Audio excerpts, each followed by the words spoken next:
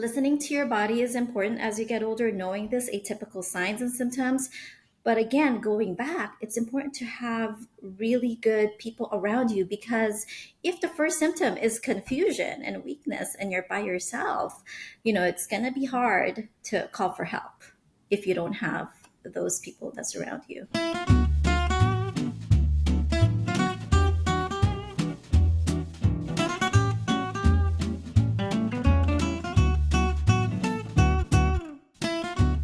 Hello, everybody. Josh Rubenstein, Media Director for Kaiser Permanente, Southern California, and this is another KP Candid Conversations. This is a chance for us to talk to our staff, our physicians, our experts about important health topics. And today we're talking about getting old, healthy aging. July is Healthy Aging Month, and we're going to talk to advanced practice nurse Tennessee Maris from our Woodland Hills Medical Center about how to age in a healthy way. What kind of things do we face? Mental health, physical fitness. So let me ask you this. Why did you become a nurse? Well, it's really interesting why I became a nurse, because, initially I loved building and designing. I really wanted to be an engineer or an architect. That was what I enjoyed. But for some reason, along my way in that journey through college and my internships, everybody I meet and my mentors are nurses. They're like in pharmaceutical companies, working as a manager, but yet they want to mentor me and they want me to get closer to nursing.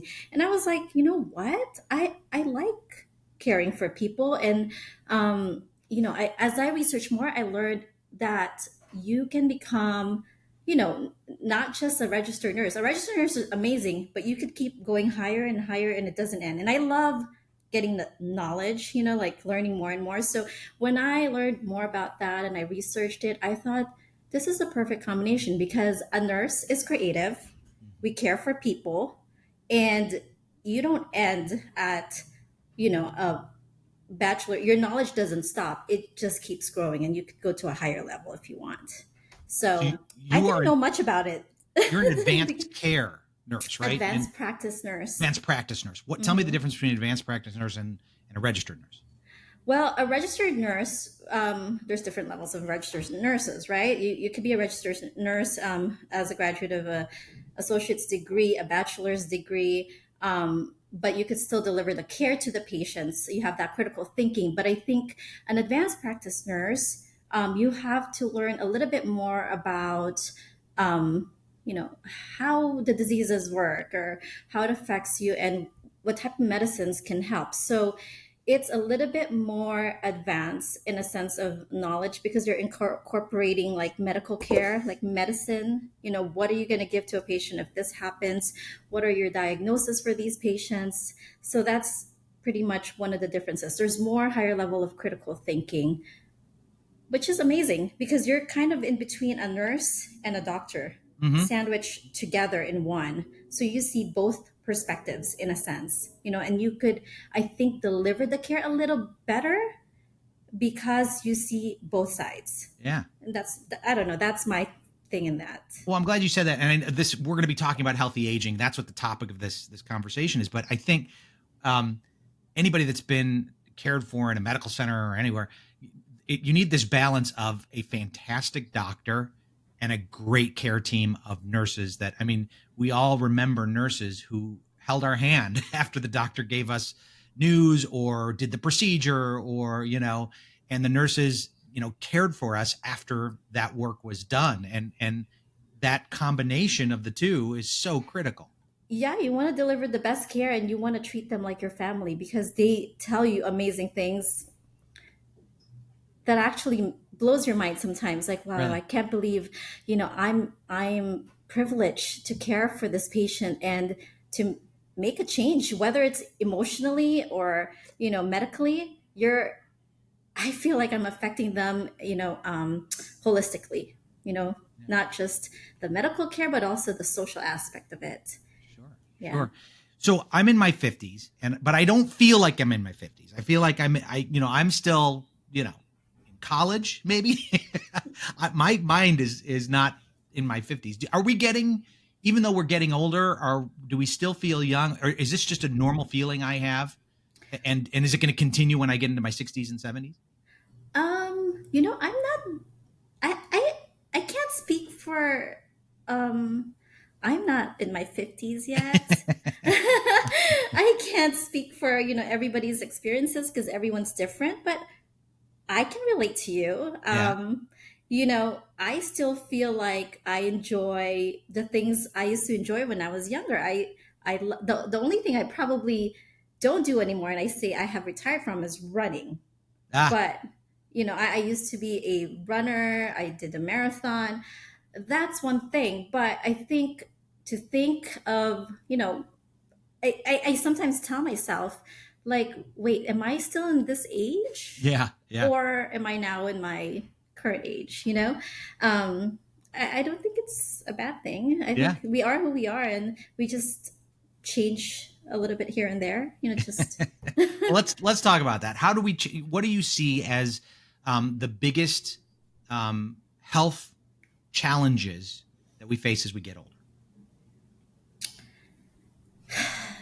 I think the biggest challenge that I see is, well, first of all, as you get old, everybody, I have to say, and I say this to everybody, the nurses, because there's this thing called, that they say, oh, because they're old, right? Because they're Mm-hmm. old, so we treat them the same.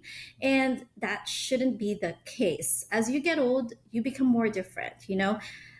65-year-old could be very different from a 9-year-old. A 9-year-old could be like during marathons. And I've seen that. They do hiking and fun things and amazing things that sometimes the 70-year-old are not able to do. So I think the biggest health challenge, I mean, as we get older, right, we have these comorbidities, a lot of diseases that come together, chronic diseases from diabetes to hypertension, all that stuff. But I think the effects of that is sometimes your function gets affected. And I think Hmm. for our older adult patients, what I see is dealing with some functional challenges, functional changes.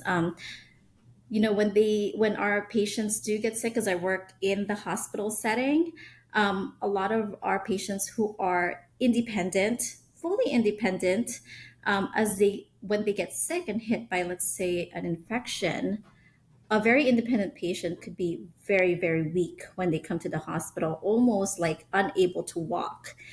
And that's just part of the symptom of that illness, most of the time. And I think that is the biggest challenge, because you're so used to doing your own thing, being independent, and all of a sudden you can't do it. And you have to depend on people, and you have to call and ask for help. And um, I think I have to say, that is the biggest challenge for them. Yeah, I would think that asking for help, accepting help, is one thing that is probably one of the biggest challenges for someone who's getting older, right? Admitting that you're not the same, your body's, I'd asked you the question of like, my head, I'm young, but your body just, it does get older. There are just things, parts of your body that you can't do when you were younger. And it's probably hard to accept that.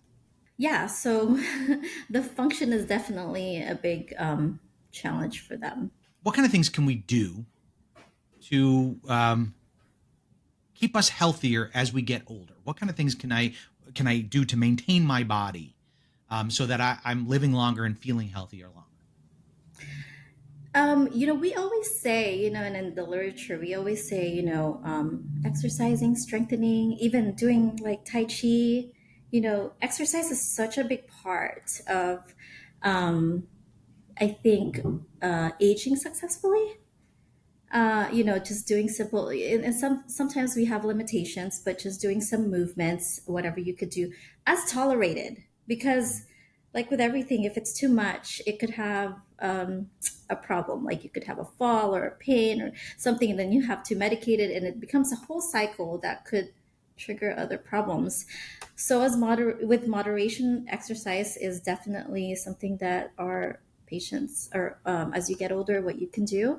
Um, but I think having good connections with people, like surrounding yourself Hmm. with, people, your family, your friends, building that connection is so important as you get older, because, um, you know, i- at some point when you do get hospitalized, one of the things that we frequently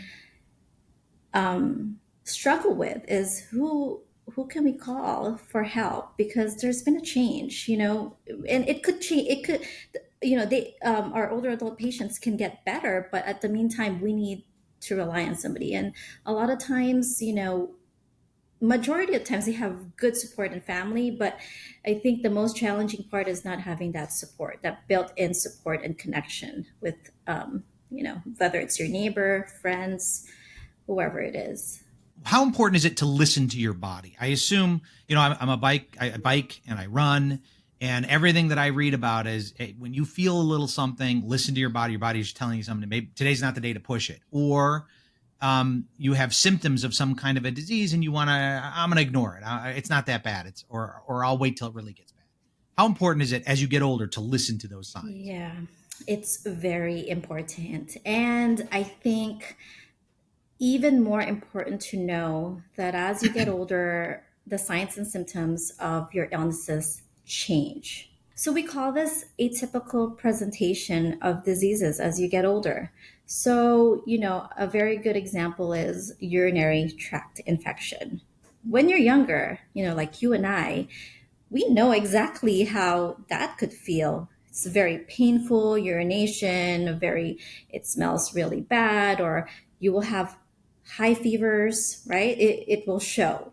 But as you get older, fevers may not be the first symptom. You may not even have it.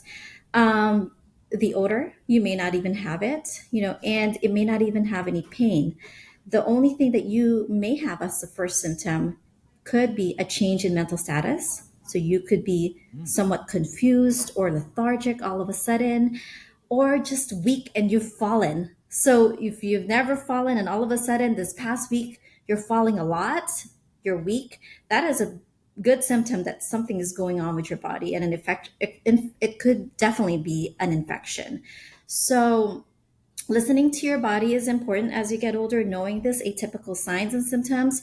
But again, going back, it's important to have really good people around you, because if the first symptom is confusion and weakness and you're by yourself, it's going to be hard to call for help if you don't have those people that surround you. So, So it sounds like you've said this a couple times, it's really important to have a support system, not only just to keep an eye on you, but for your mental health, for all types of things, right? yes. Definitely. And I know sometimes it's limited, right? We don't have that for many reasons, but you know, I'm sure there's other ways, and that's why we get, our team involved, like a social worker, having a system where, you can call for help, whatever that is, or maybe ask your neighbor to check on you every day, just to see if you're going to answer a call or not. And that could be an indication of something's wrong, you know? How about maintaining good mental health? How important is that? That is definitely very important. I think not just for our older adult patients, but for everybody, especially what we've been through this past couple of years. I mean, it's been Yeah. very difficult for everybody. So yeah, maintaining good mental health goes along with, maintaining good physical health. I think it goes hand in hand, because if your mental health is affected and you're feeling depressed, anxious, um, it's likely that you will not be able to maintain your physical health. You may not want to take your medicines that you need to take. You may, neglect yourself, neglect your hygiene, and not care. So, and not want to be with people, and you want to keep yourself isolated. So, whatever it is that you enjoy doing, I think that's important to keep in mind. I think the hard part is adjusting sometimes, because sometimes what we enjoy doing, like let's say you play tennis for 40 years and all of a sudden you can't. So, finding that hobby and that balance, and again, just finding things that you could distract and keep your mind going. Puzzles are good, keep yourself distracted, and mind and body exercise. Tell me this: if I've got, I'm dealing with obesity, I haven't taken care of myself. I've got high blood pressure, I've got high cholesterol. can I turn things around even as I get older, or am I just should I just give up? You can definitely turn things around if you take care of your health, like visiting your doctor, taking your medicines, exercising, eating, making good choices with your diet, and just taking care of yourself, right? But I think as you get older, sometimes the problem may not be obesity.